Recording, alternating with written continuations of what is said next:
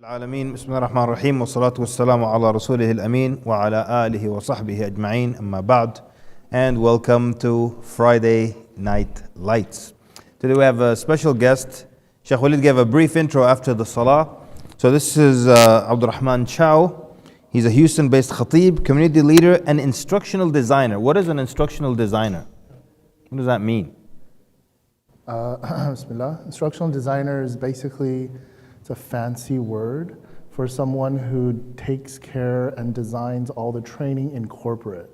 All training? Yeah, in corporate. In the corporate world? Yeah. So Okay. for any of you here, when your HR tells you to do the training,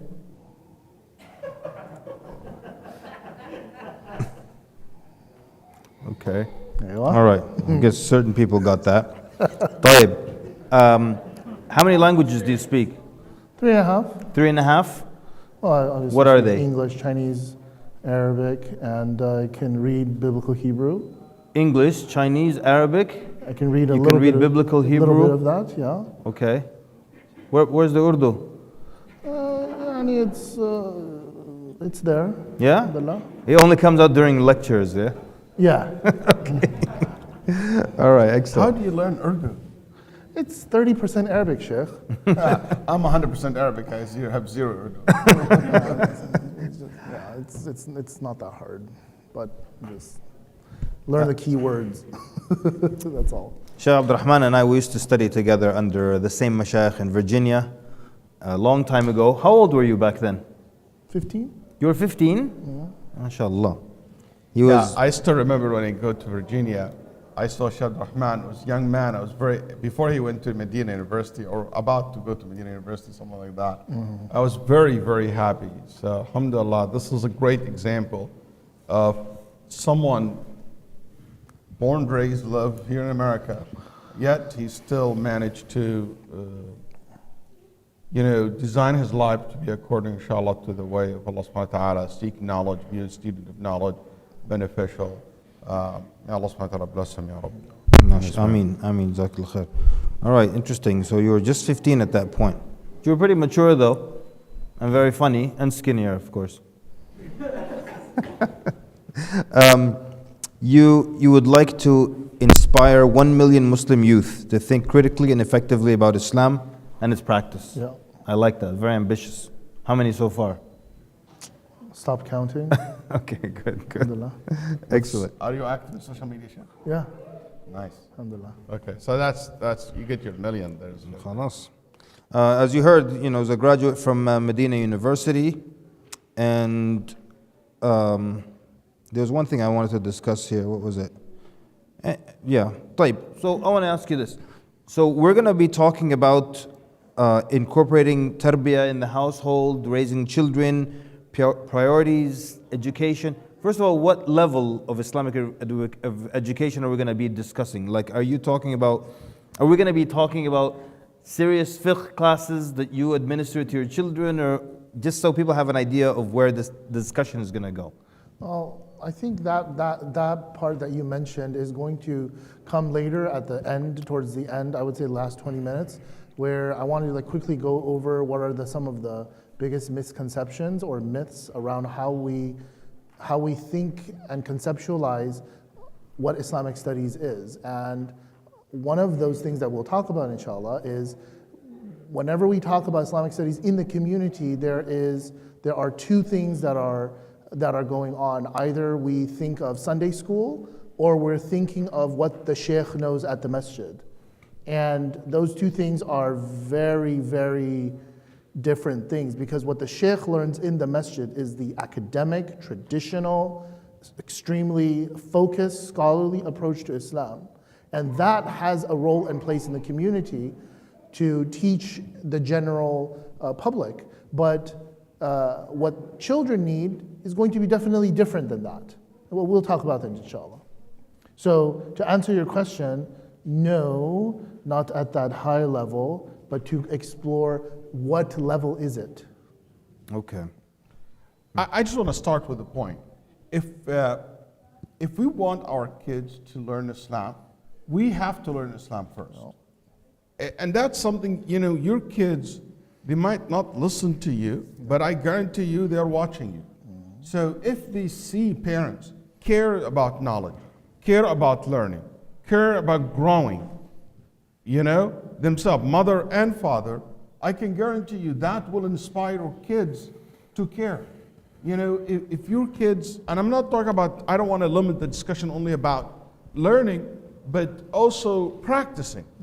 If the parents are really a good role model, in this, and that's the big challenge.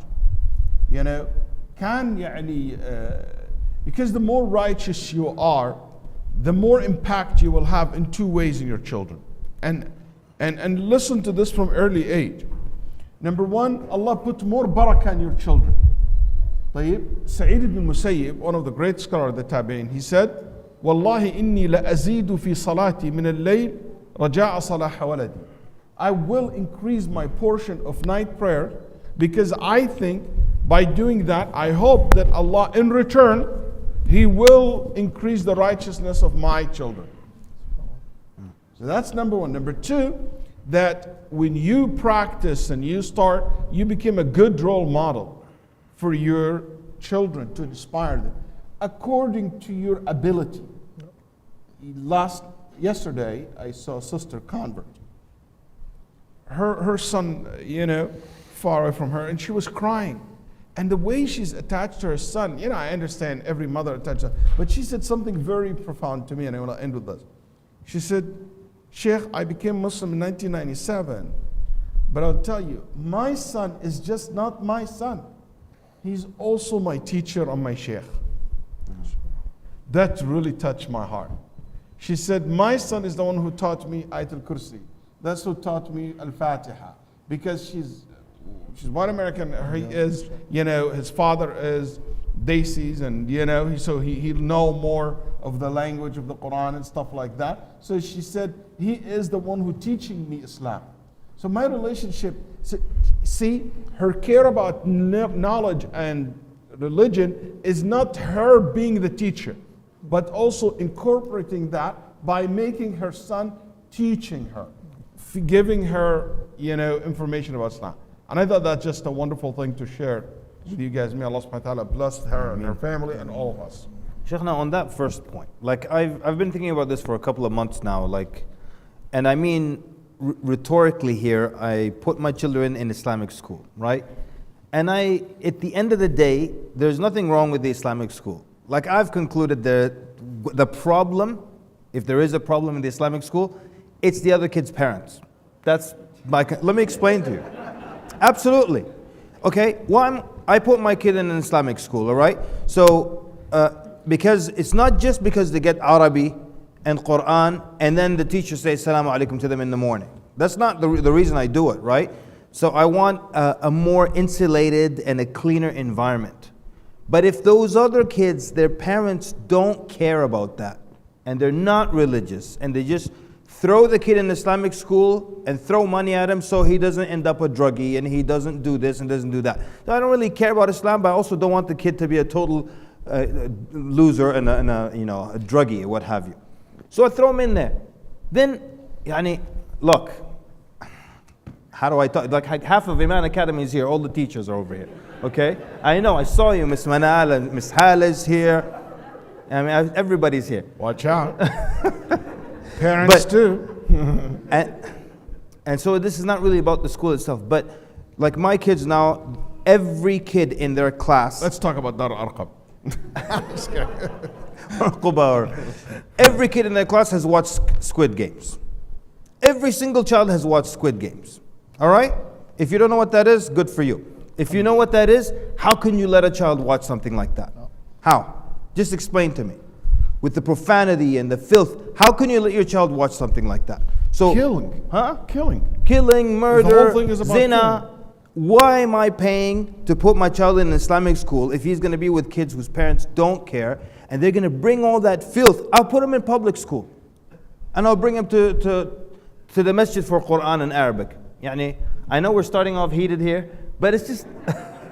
So it's the Sheikh's point is just so on point. I've been thinking about this for the last couple of months. What's the value?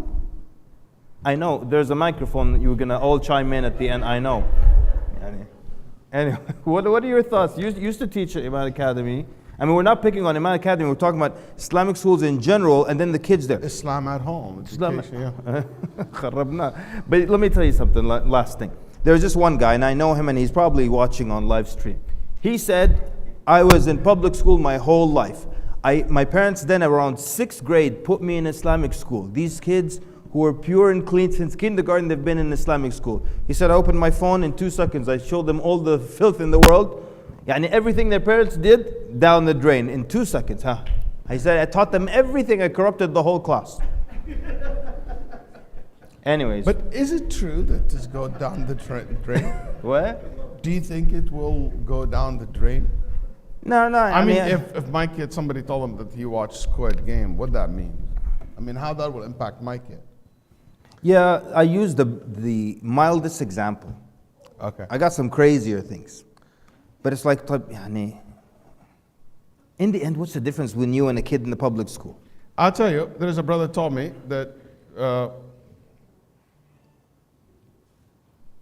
too young. Oh, okay. Basically his son in public school in 5th grade, he got as a gift, in his birthday gift, from somebody, one of the methods of contraception. 5th grade? And this is a classmate gave him that? Yeah. So that's public school. Okay, so alhamdulillah, so at least we'll never get to that level. And You'd be surprised. oh yeah? Oh boy.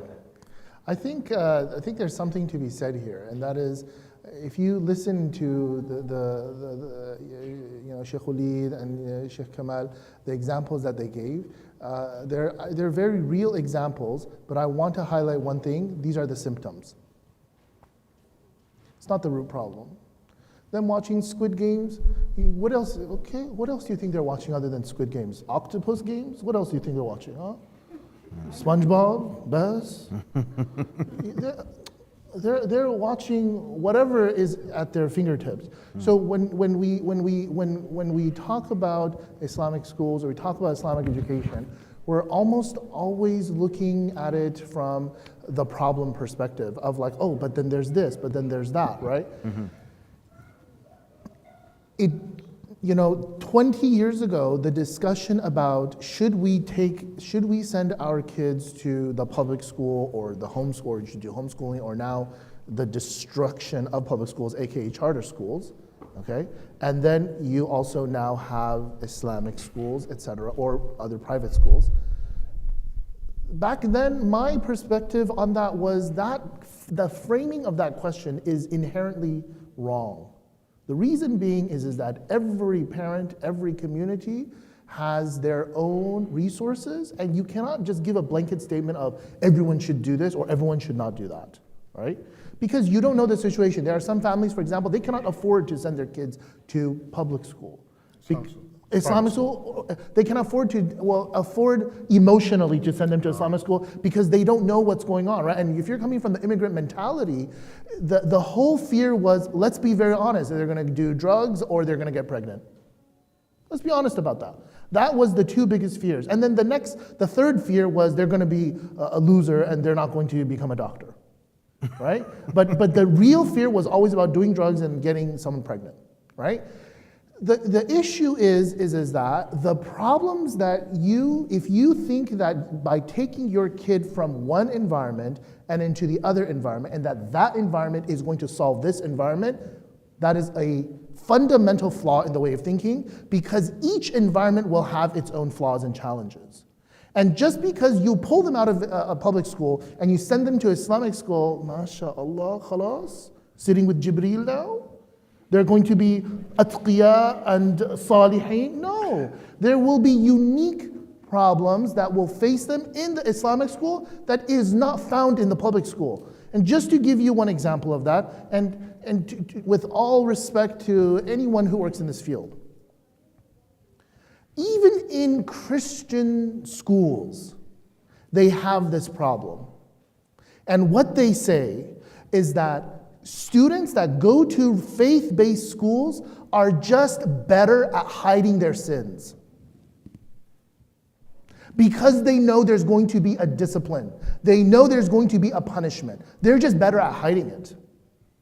And so if your idea is, I'm just going to drop them there, and khalas, I've done my mas'uliyah, I've done my responsibility, and it should solve itself. No, it's not going to solve itself. You have to understand the unique issues that are applying, that happen to Islamic schools as opposed to what's happening in public schools. They're very different issues. And I have seen time and over again, in my experience of 10 years of formal teaching, that is, you will find some students, they will come to the Islamic school, for example, and this is a controversial topic. You know, they will institute, for example, the uniform, right? Lazim, you know, هي تلبس hijab, and she has to wear this, and jilbab, whatever, etc., right?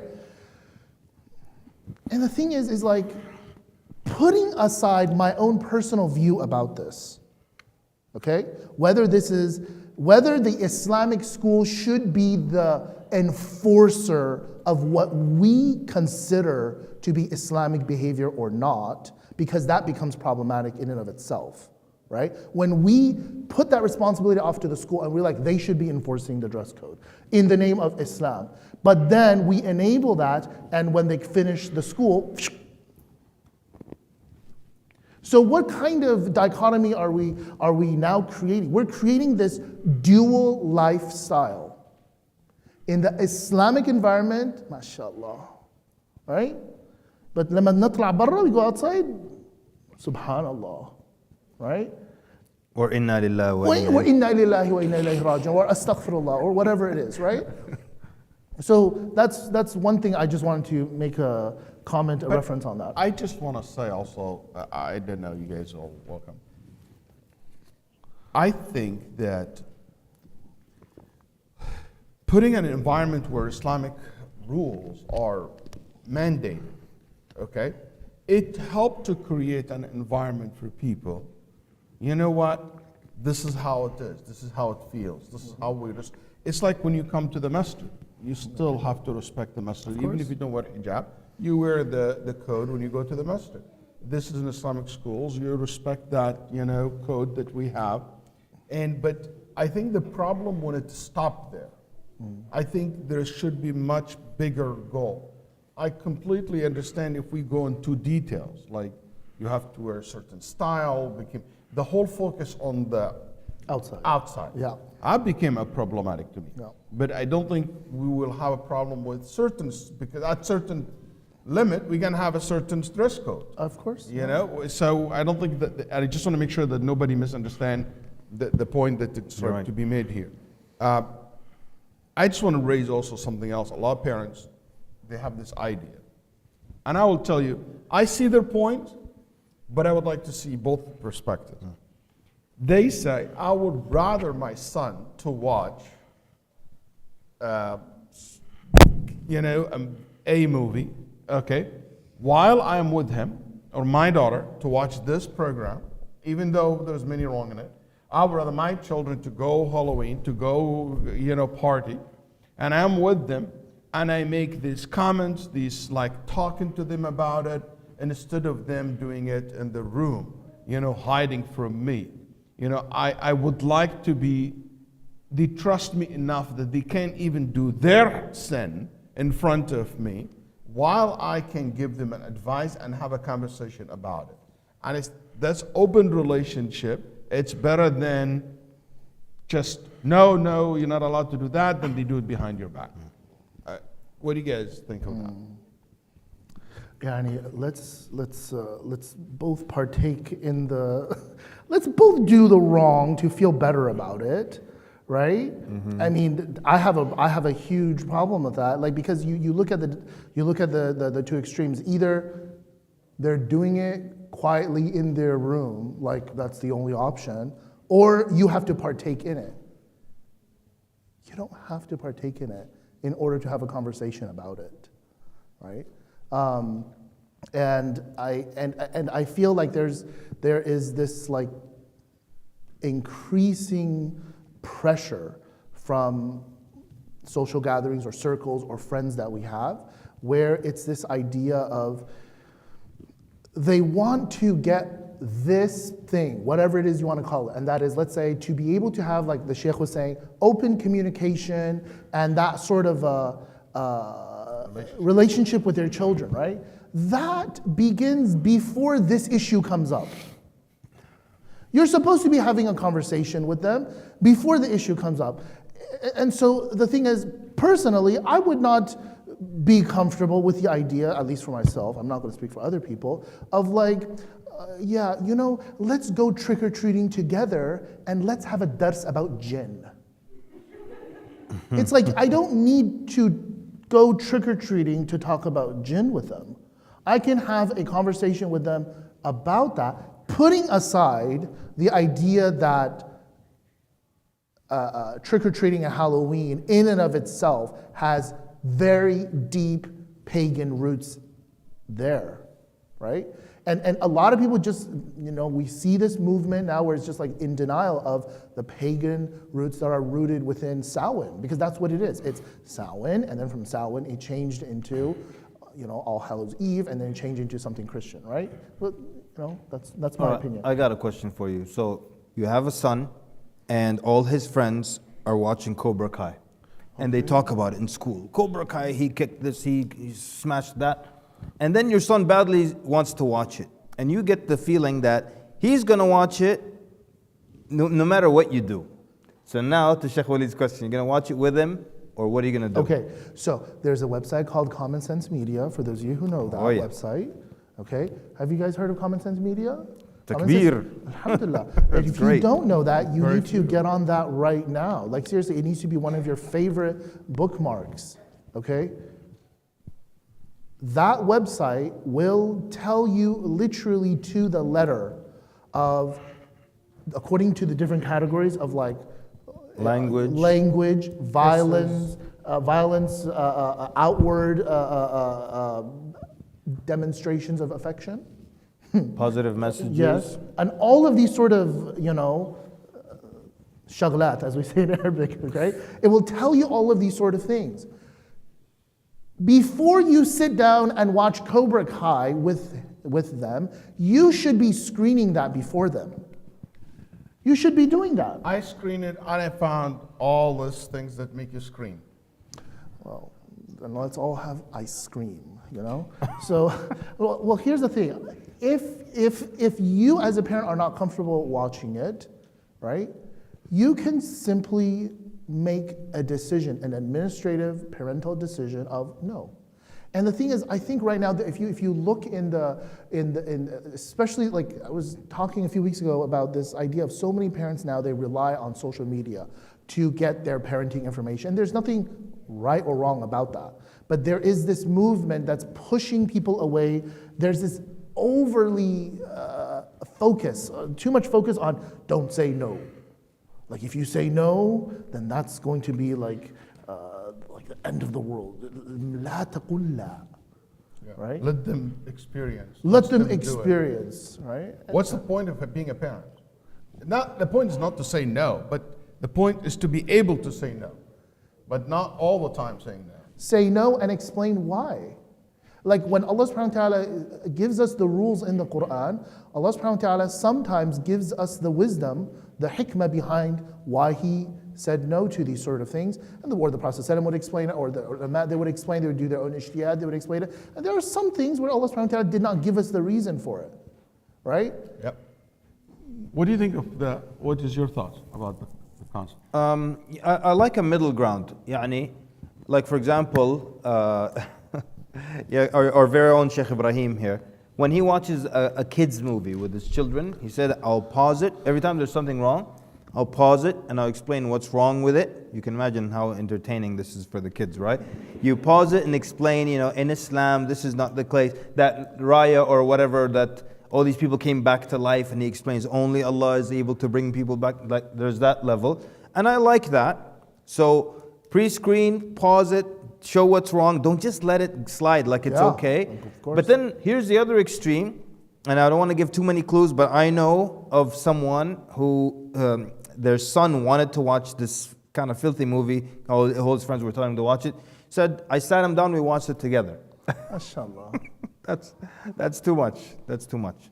So, See, okay. I just want to say something to parents. It might sound so passive, but I've been doing this for a long time. So many kids, mashallah. So I want to say something in the end of the day. At a certain point when your kids reach the age of puberty and they became 16 and and became like in front of Allah subhanahu wa ta'ala responsible, I know that in the end of the day, my role will be advising and reminding of them. So even with the notion that they do it behind my back, okay, let them do it behind my back. They, at least in front of Allah subhanahu wa ta'ala, I have did my role. I told them this is haram. I taught them this is not correct. I taught them what's the right thing. And if they want to do it, that's between them and Allah subhanahu wa ta'ala. At one day, they will be good. And one day they will repent to Allah subhanahu wa ta'ala. And they say, especially in the age of teenagers, ابنك إذا راهق عظه وفي الصغير أدب والكبير شاور. So when when he's a teenager, you use reminder a lot. Make them fear Allah subhanahu wa ta'ala more than anything else. I know you're in your room. I know you can do it in your own. I can't watch you 24/7. But in the end of the day, I'm not going to burn myself over it. I'm not going to do the haram because of you. I'm not going to go watch TikTok and watch all this filthy things on TikTok together just because I want to teach him. I'm not going to listen to music with him so I can see the lyric.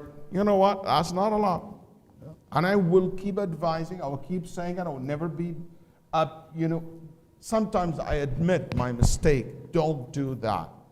One of my weaknesses is sometimes I get a yell because I was raised overseas in a culture that raising voice is a common thing.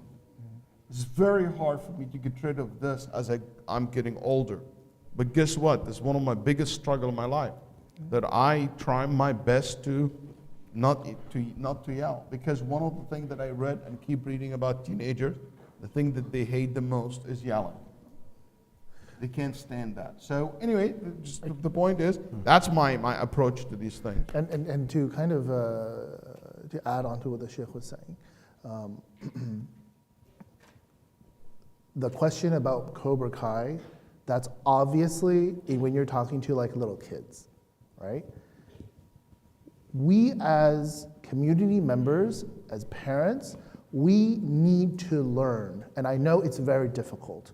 We need to learn to accept that they are responsible for their actions, no matter how distasteful and the fear that we have regarding that. I was talking to a parent the other day. I tutor I tutor his daughter.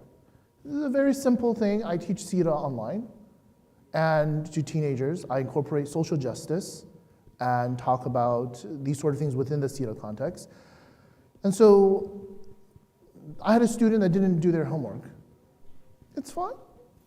No need to make a huge scene out of it. So I just simply reminded the Bennett, right? It's like, you didn't do the homework. And of course, nothing happened. And then so I had this really nice conversation with the dad. And then just, it's just like the layers of the onion, peeling back the layers of the onion.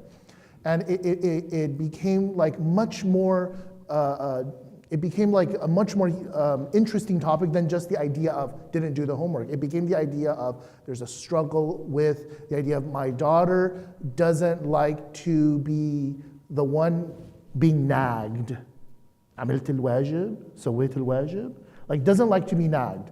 So when the parent comes and asks, did you do it, in order to get them off her back, what did she do? So wait, I did it. Even though they didn't do it. Okay? So then he said something so interesting to me. He said, well, in the past, when she would, I would call it mischaracterization of the facts. There's a much easier word for that. He said that he would, like you were saying, just get really emotional and be like, Kif, like you're lying, like astaghfirullah, this and that. And now he's learned like, okay, well, you know what? you got to take the consequences, right? If you're not going to do your work, there's going to be a consequence for that. And if you continue this kind of, this behavior, right? You go to work, your boss asks you, did you finish this? Oh, yeah. Okay. And then what's going to happen? Life will teach people a lesson much faster than the number of times you tell someone, do this or don't do that. My parenting policy, I stole it from this sheikh. I heard him, he was talking about how he raises his son.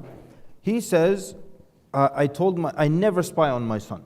Yep. I never go look under his mattress and see if he has this or that. I don't go through his phone or his history on his. He said, I instilled in him for years, don't worry about me, you can trick me. I'm not with you all the time. Yeah. You can delete it, I will never know. Exactly. I instilled in him to worry about Allah Azza wa Jal watching him. And I love that very much, and I don't have this policy ever of spying on my children or anything of that sort. So I think we have this notion, I'm successful father or mother Islamically if I make them practice Islam. Yeah. Let me rephrase it to you so I make it easy.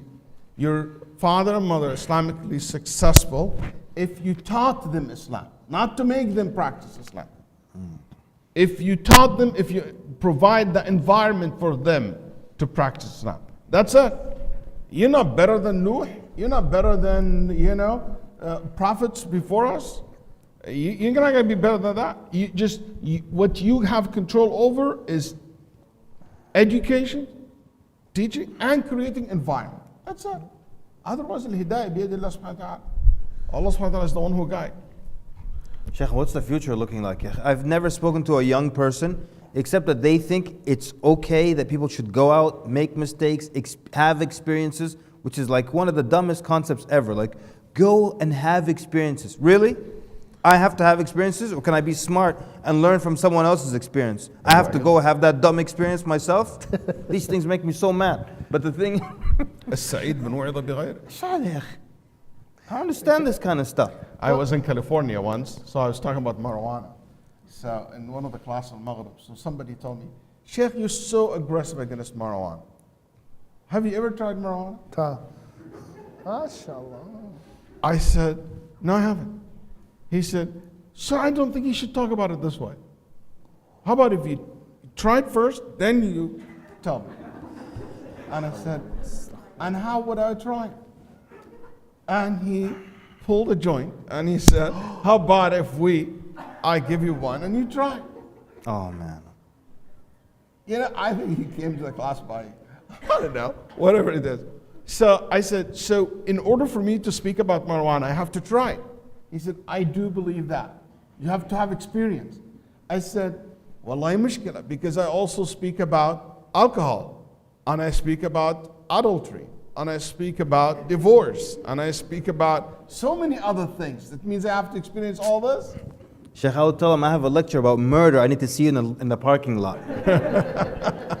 She's not funny. It's just funny. Okay, let's switch gear a little bit. Talk about also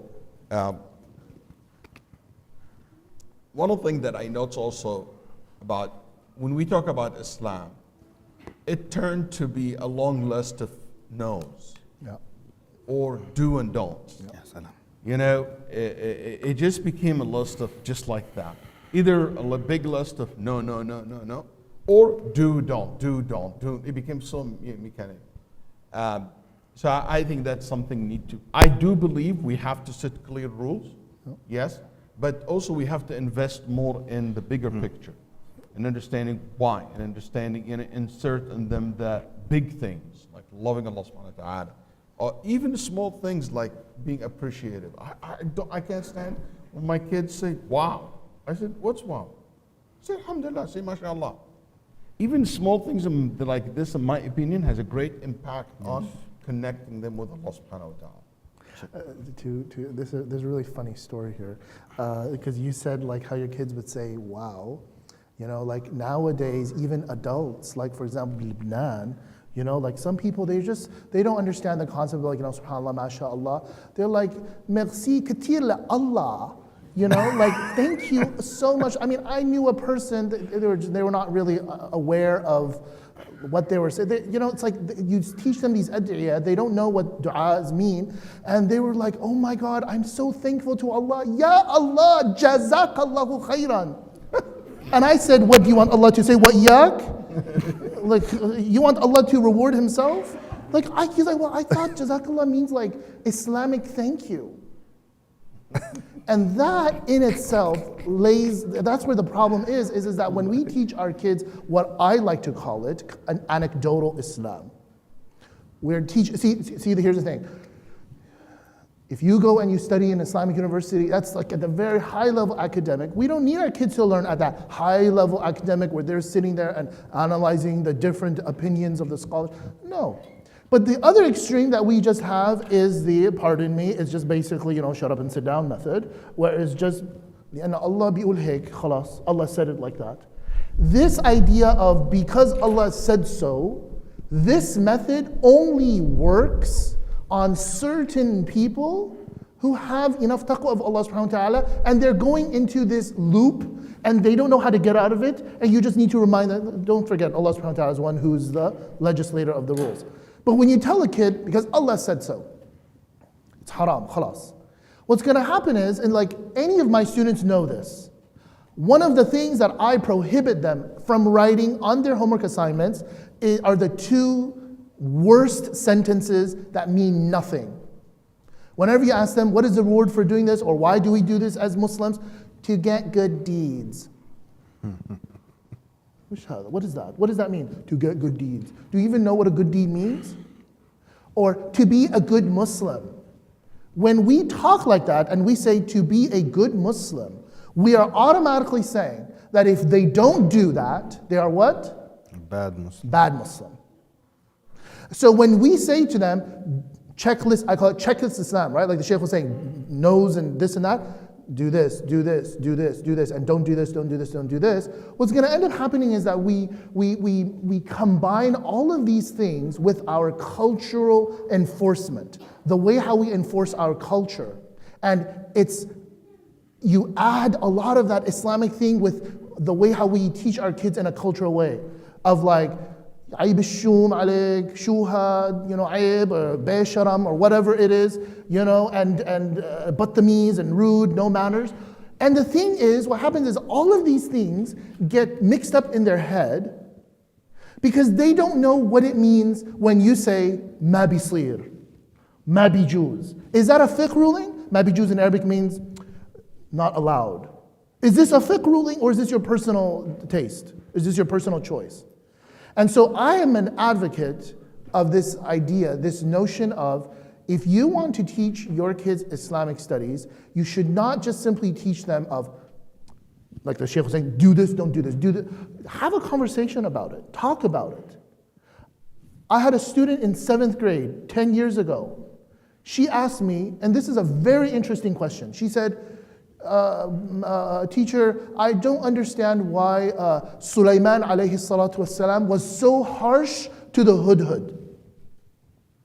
The hudhud, the bird, had flown away, and Sulaiman alayhi salatu wasalam noticed that the bird was not there. And what did he say? لَوْعَذِّبَنَّهُ عَذَابًا شَدِيدًا أَوْ لَأَذْبَحَنَّهُ أَوْ لَيَأْتِيَنِّي بِسُلْطَانٍ مُبِينٍ. I will either punish it severely, or I will slaughter the bird, or if it brings me clear proof. And so she said, well, that's like really scary, like the Prophet just wants to punish the bird. Now, the person who has studied Islam is going to come from the perspective of theology and say, we should respect prophets, we should not question the way of the prophets. Agreed.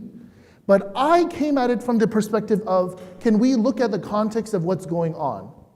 What is Sulaiman alayhi salatu doing? He is a king and a prophet. What was he doing that day? He was inspecting the troops. In a military perspective, when a troop is gone missing, there's only 3 things that happen. They either get court-martialed, or those who flee get shot, right? Because that's what happens in the military. If you run to the enemy, you get shot. Because you could be carrying military secrets, or you bring a proof. So when Sulaiman ﷺ is saying these three things, you cannot just think of it as like, oh, this is so harsh, this is so scary. It's like he is not just a prophet, he is also a king, and he's inspecting his troops. And so if we were just to simply say, Aib, astaghfirullah, Nabi min Anbiya'illah, a prophet from the prophets of Allah subhanahu wa ta'ala, one of the greatest prophets, how dare you speak like this about a prophet? You know, what's going to happen is that they're just going to remember that, and then they will just not say anything. And they'll just go quiet. Yeah. So it's not just cruelty to animals, huh? Tell her the same prophet had chicken for lunch. So the chicken just died. Why can't the hoopoe die? Okay, I'm kidding. Look, there's not enough meat on the hoopoe bird. It's really small. It's like, and it's beautiful too. It is. Really beautiful. What Sheikh Walid was saying, I've been saying for the last 24 years. All right? We teach Islam to youth as a list of things you can't do and a small list of things you can do. So, you must do hatta. And that's why when youth ask you a question, it's always, is this haram? Yeah. Always. And I've had the weirdest things asked, like, is taking your hat off haram? Is public school haram? Are cinnabuns haram? Always haram, haram. Because that's how Islam is presented to them. So any weekend school, any Islamic school I've ever taught with, my first lesson ever was always, and will always will be inshallah, maqasid al-sharia, the purposes of the sharia. This is the most beneficial thing that I can give to a child, so that we can now categorize all the things you can't do. They immediately fall under a category in your head, and you understand the wisdom behind why Allah said don't do this, and it's for your betterment or for the betterment of society at large. The minute you do that, it's not just a random list of things that are haram. You understand the wisdom behind why Allah Azza wa Jal commanded this or commanded us to stay away from that. That's one thing.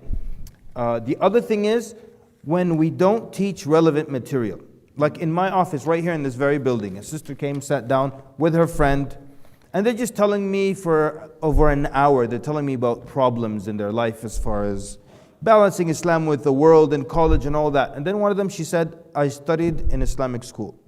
She said, we spent 6 weeks on the manasik of Hajj. Like 6 weeks, we covered every step of Hajj. Every step, 6 weeks. Wow. And she, I can't remember any of them because she's not going to Hajj for another 10, 15 years, probably. All right?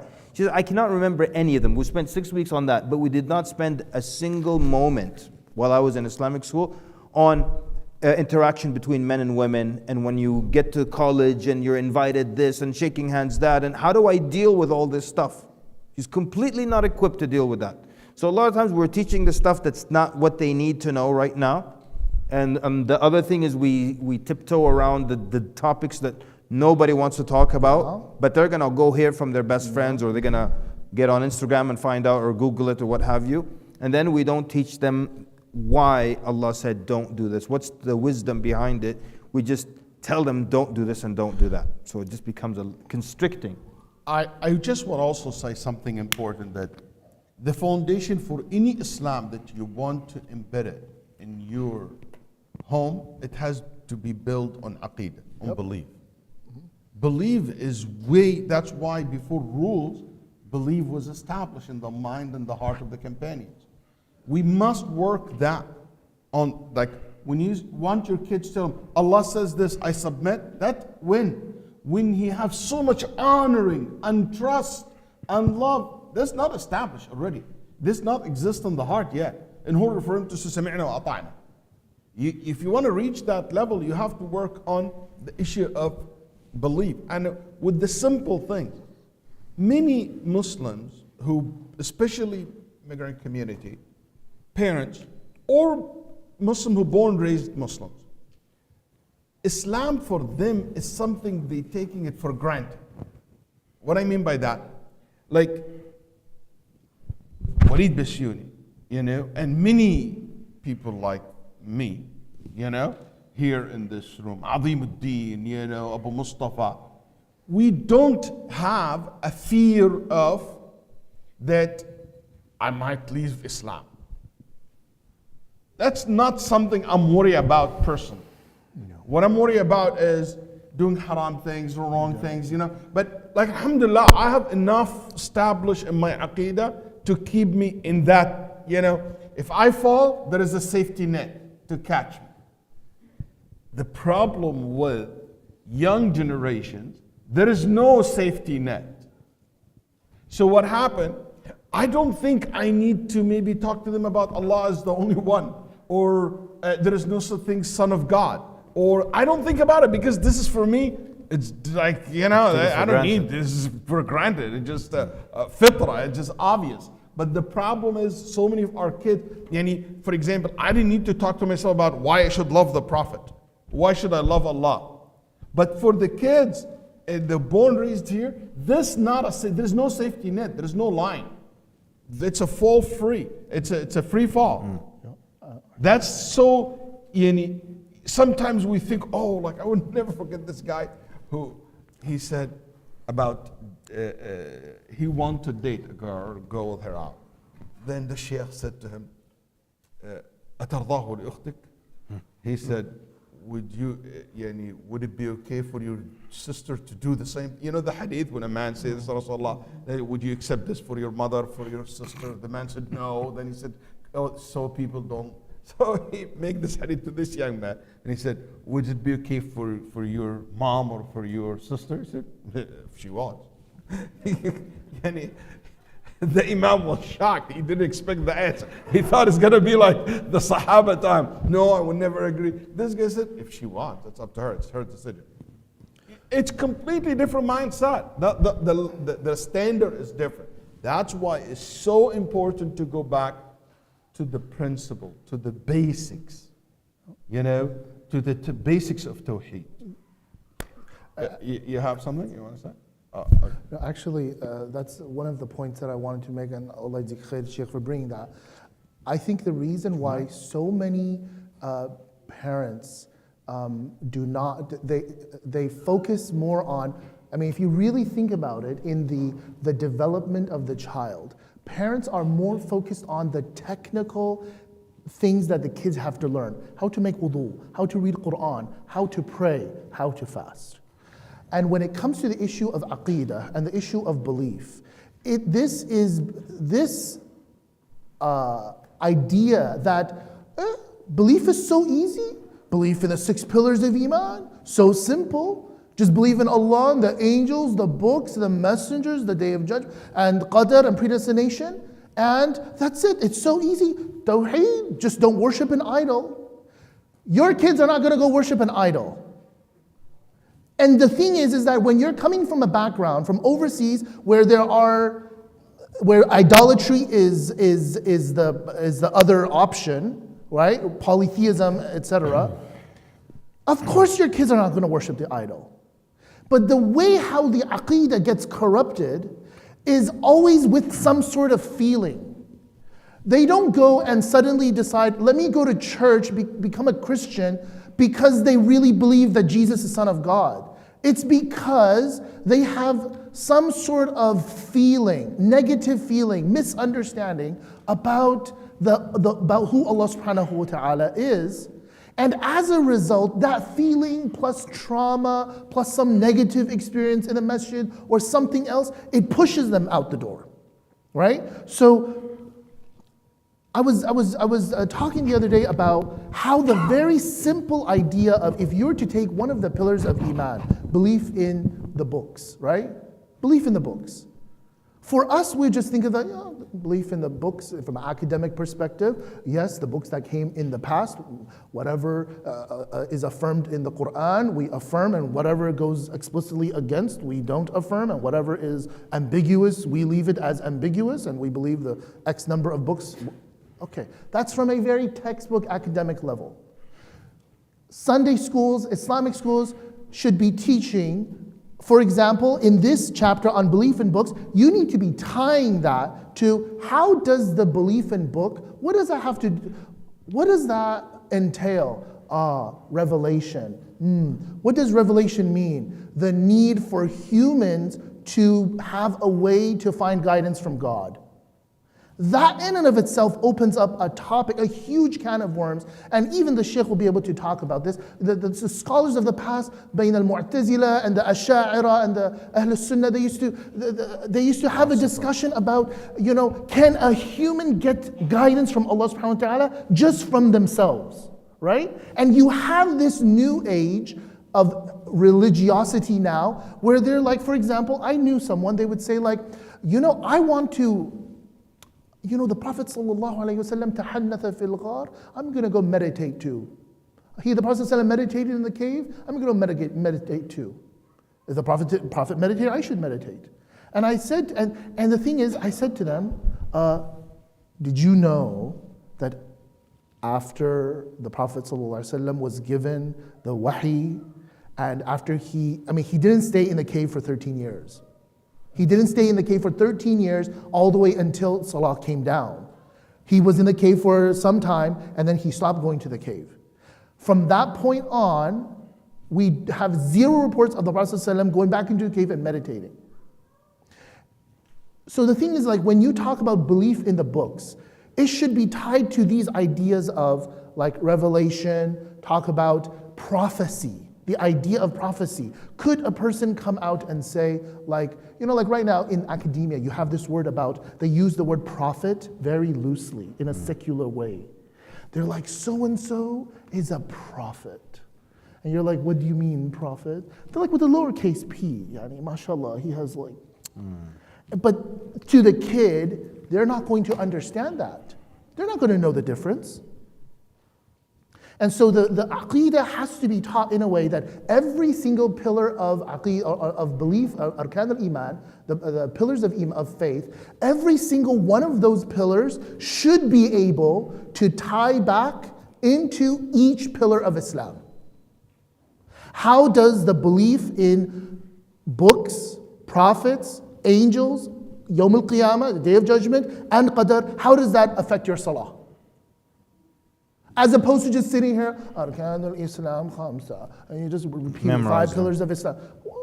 What does that mean? Who are we talking about now? Who's doing this teaching? Are you talking to educators or are you speaking educators, to parents? as well as even just for parents, just to be able to have that idea of it's not just 6 pillars that are dry and just go memorize that. Like, you have to kind of make these connections in between the pillars of Islam and the pillars of Iman. And your daily activities. In your daily activities. I love the story of Aisha radiallahu anha. She was in Mina, in Hajj.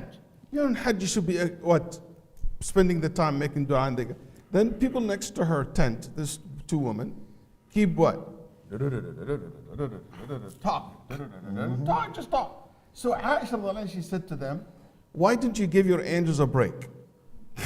They're writing everything. قال هلا أرحتما ملكيكما. Why did you give them? Poor angels, they're writing everything. But for me, that's a very smart way of incorporating the belief in angel, that they write everything and their angel witnessing you, with your behavior.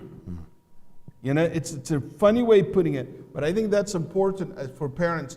Take advantage of every moment in, random moments, random actions, connected to the belief, connected to the qadr, connected to the greatness of Allah subhanahu wa ta'ala, the names of Allah subhanahu wa ta'ala, and so forth. Good. And I think that before we go to your point, I just want to say something about religion. It's also important for our time and age. حدث الناس بما يعقلون. It is so important to be able to speak to young or teenagers or new Muslims. You must talk to them in a way where they can understand and comprehend. Because you don't want them to have this negative view of Islam. Let me say one point and leave the rest for them, which is, we're not saying hide something from the religion. We're not saying that, or change the religion. But what we're saying, there is certain things, in order for you to understand, you have to have prerequisites. You have to have things that it is already well established and explained to you first. So, we just put things in order. But it's so important. Like, when you tell the kids about the story of Ibrahim and Ismail, same thing. That can be a very shocking thing for a kid. telling kids about jinn and angels on your right hand side, left hand, and kids go to the bathroom thinking about he will be scared, terrified, about thinking about this all the time.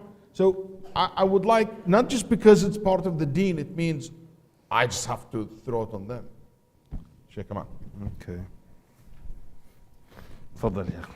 I think the two, the Sheikh talked about safety net, the biggest dangers to the youth of today.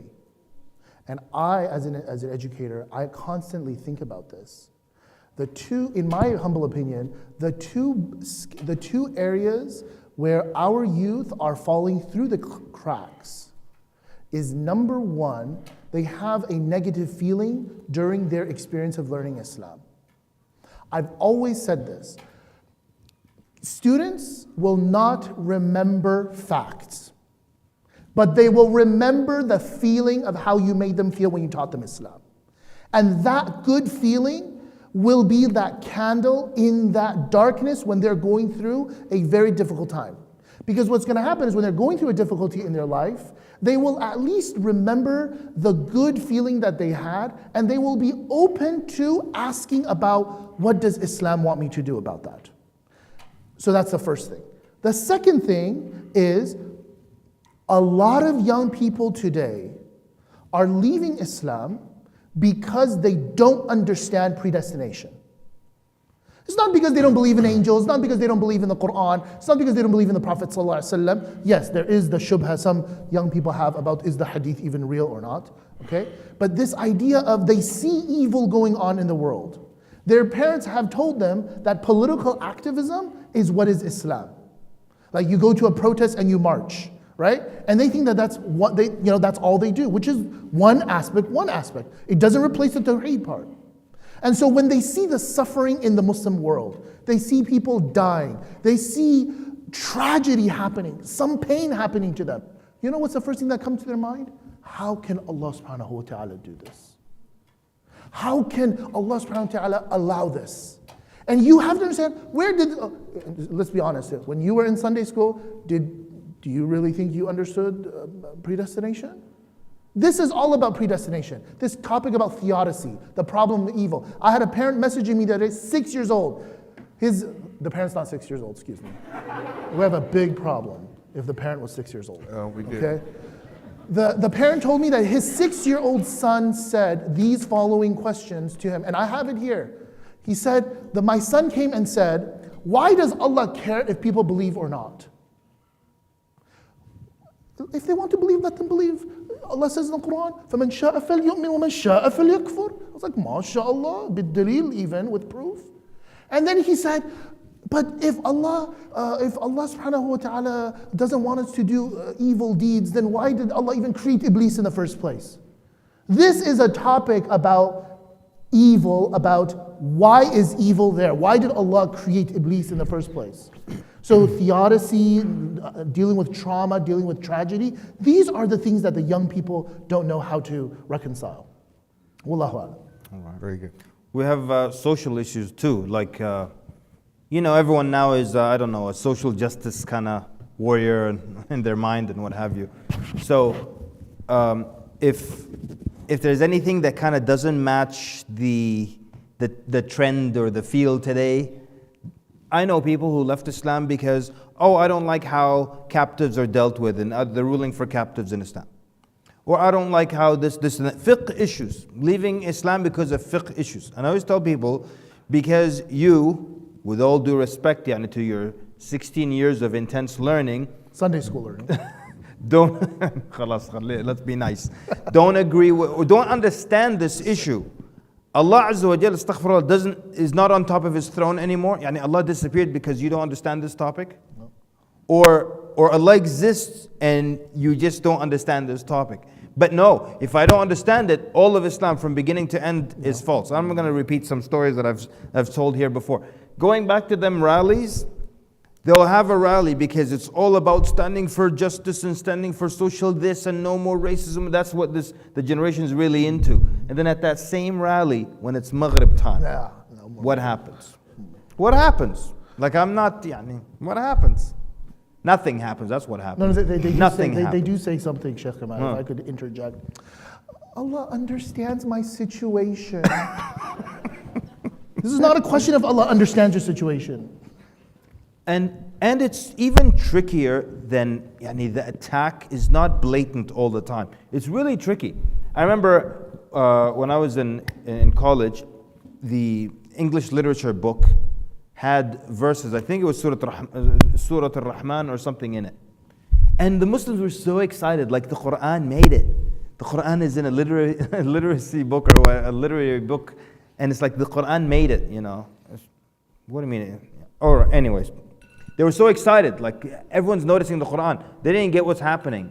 What's happening is, why are you putting Surah Al-Rahman in a book that has, William Wordsworth and Walt Whitman, Musharraf Min, or why? Because they're saying it's a piece of literature.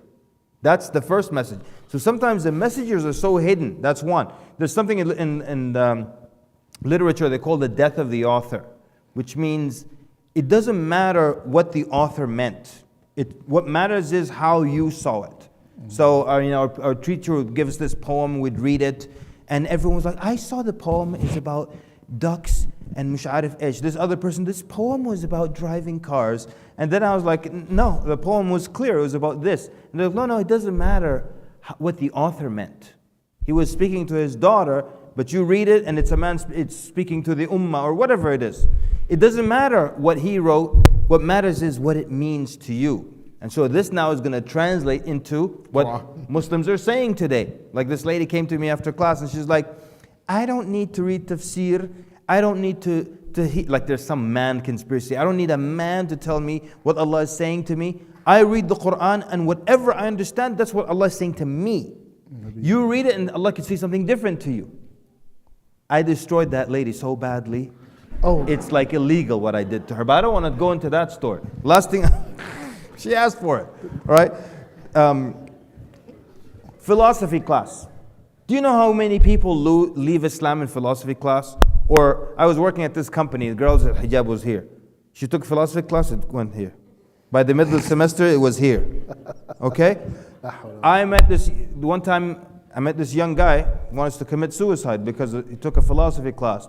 The professor said some nonsense that I believe 100%. The professor doesn't believe this nonsense he was teaching. He himself doesn't believe it. The professor said, death is nothing and life is nothing. So whether you live or die, it's all nothing. It doesn't matter. I guarantee you 100%. I'll creep up on that professor at night. And I'm already black and scary. I'll put a hoodie on. I'll bring a gun. And I'll just, boom, surprise this professor.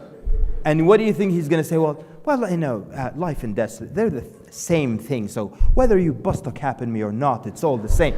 He is immediately, oh my God, don't kill me. Musharraf Ish. All right. This guy wants to commit suicide because he attended one philosophy class.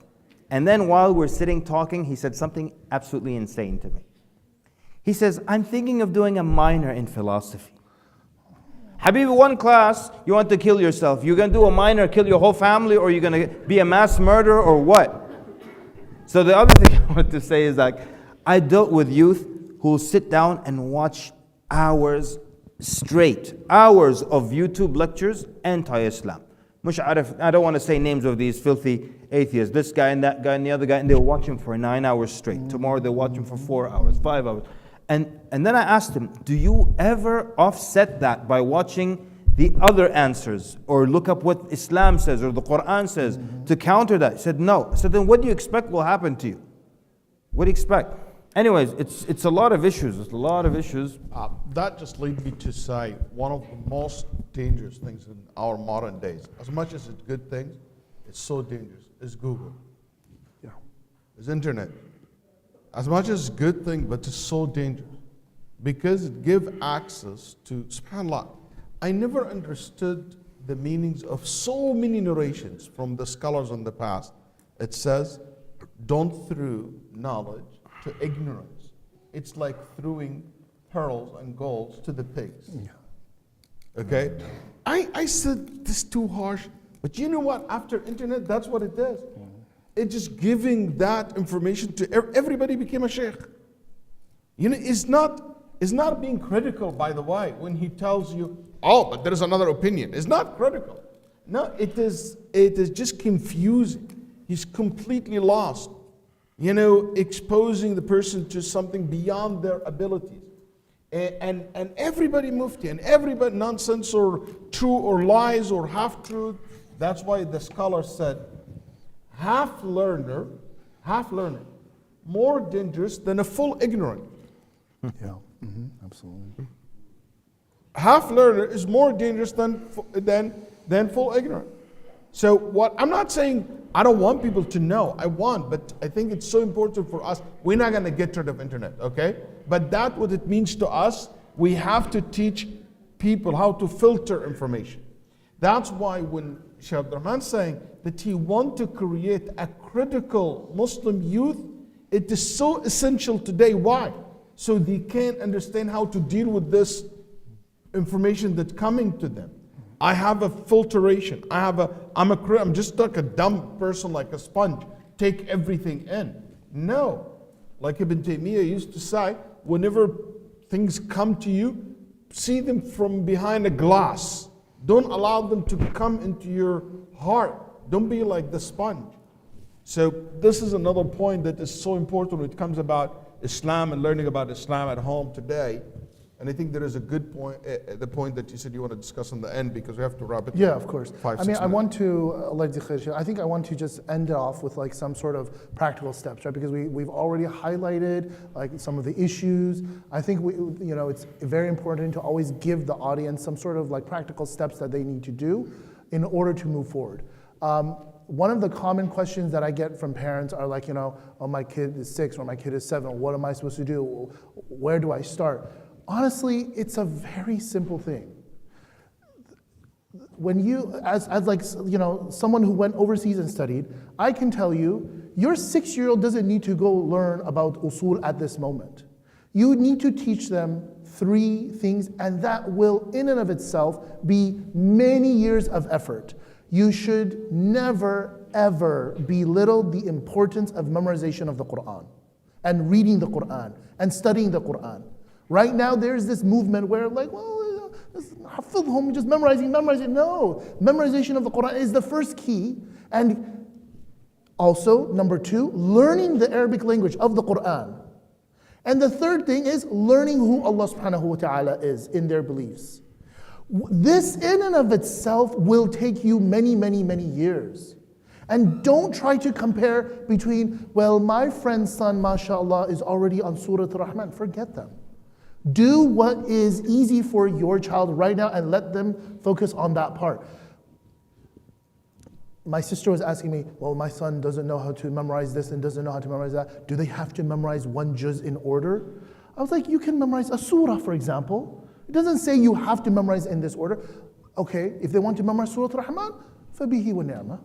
Okay, if you want to memorize Surah Al-Kahf, do that. Don't set up all these things in your mind and say like, well, I have all these roadblocks in my head of my own past experiences and now I'm afraid of passing on the trauma to my kid. No.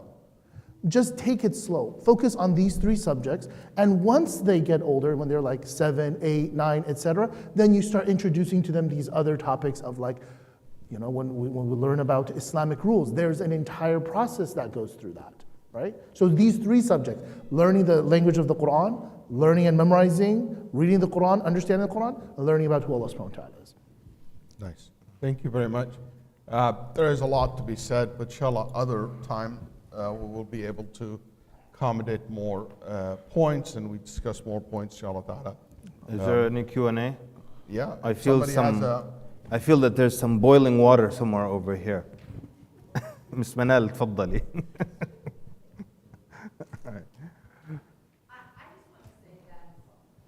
We have a microphone for that now. I think my voice is loud enough for everybody to hear.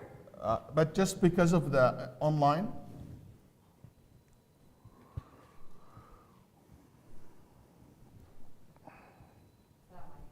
I just want to say that it's not enough just Is it to on? rely on. Ah, جزاك الله خير.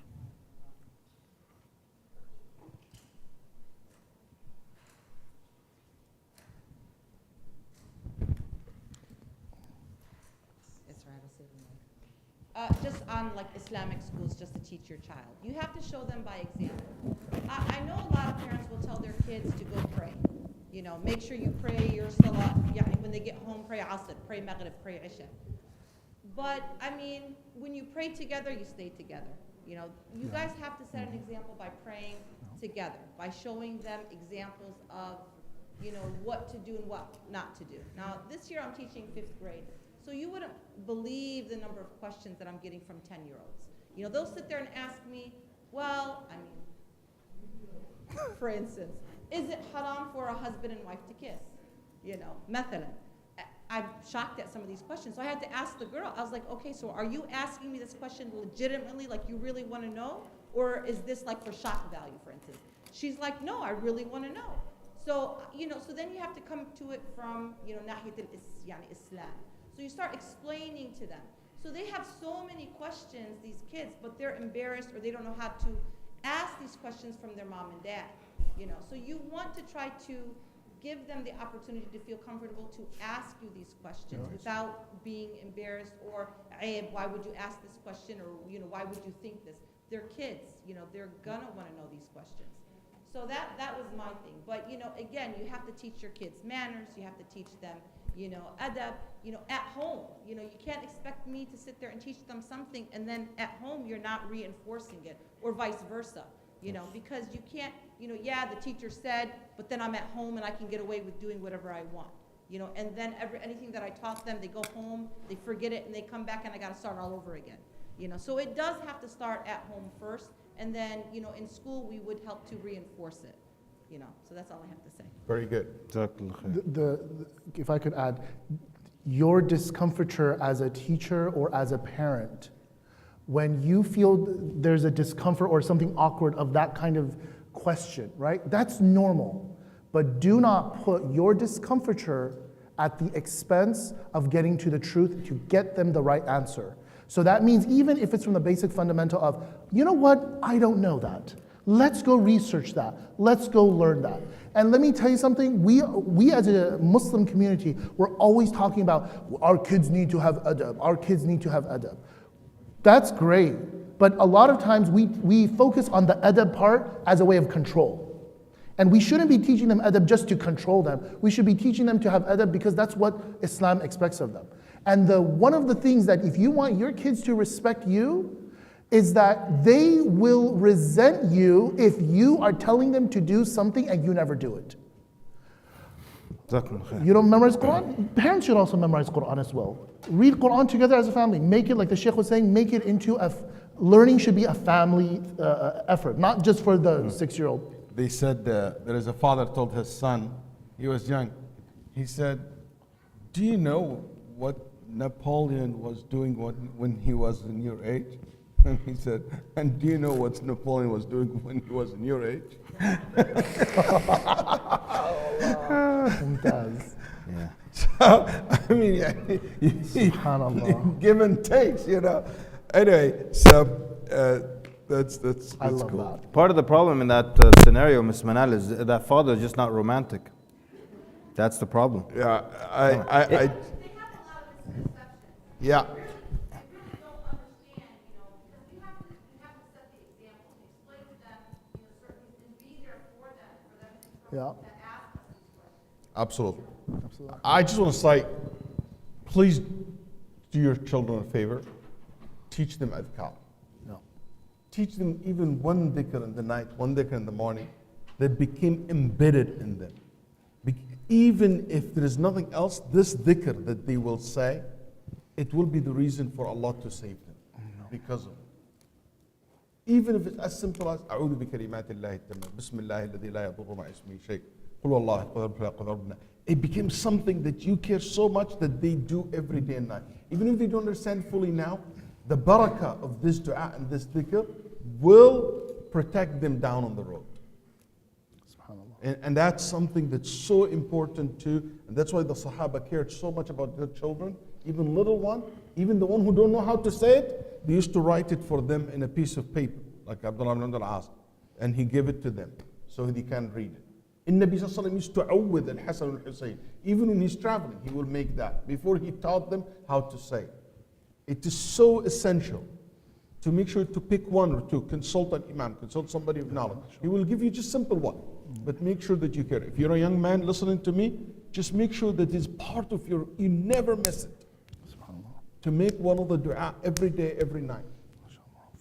That has a great impact in your Islam as you grow, inshallah ta'ala. Thank you very much. Assalamu alaikum wa rahmatullah. Thank you, Sheikh, for being here. Thank you, Sheikh. Always nice to meet you. الله يجزيك خير. جزاكم الله خير everyone.